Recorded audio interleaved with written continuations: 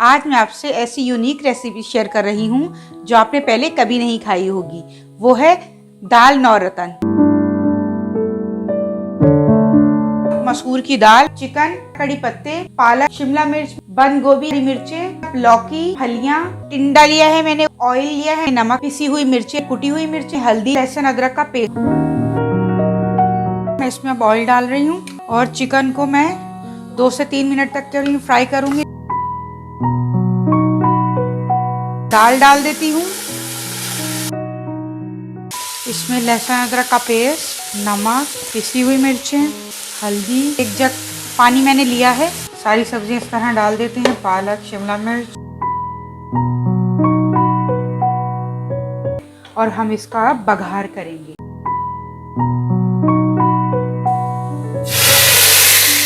उम्मीद है मेरी रेसिपी आपको पसंद आई होगी।